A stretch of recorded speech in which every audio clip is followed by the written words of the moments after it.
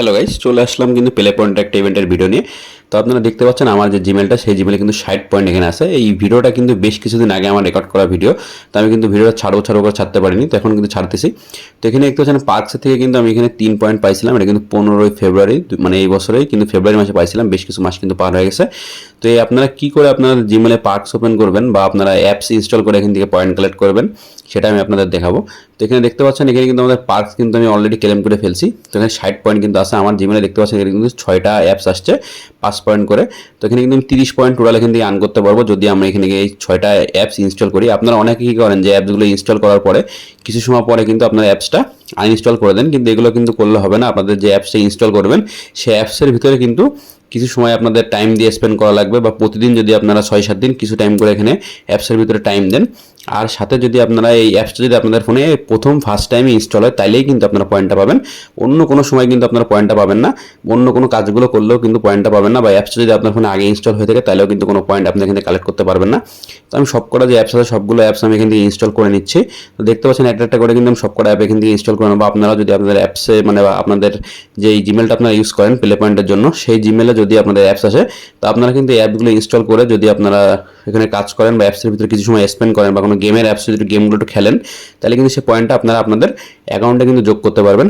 আর যারা আপনারা এখনও প্লে পয়েন্ট অ্যাকাউন্টে পার্কস ওপেন করতে পারছেন না, বা কোনো প্লে পয়েন্ট অ্যাকাউন্টে কোনো সমস্যা আছেন, তারা আমাদের এই ভিডিওতে নিচে কিন্তু কমেন্ট করতে পারবেন যে আপনারা কী সমস্যা ফেস করতেছেন আপনার প্লে পয়েন্টের অ্যাকাউন্টে, বা আপনারা পয়েন্ট পাচ্ছেন না, বা আপনাদের অ্যাপসে বা আপনাদের যে অ্যাকাউন্টে অ্যাপস আসতেছে না এরকম, বা অ্যাপস ইনস্টল করার পর আপনারা পয়েন্ট পাচ্ছেন না, সেসব জাতীয় যে কোনো যদি সমস্যা আপনারা ভুগে থাকেন, সেটা কিন্তু আমাদের এই ভিডিওর কমেন্ট বক্সে কিন্তু আপনারা অবশ্যই কমেন্ট করবেন।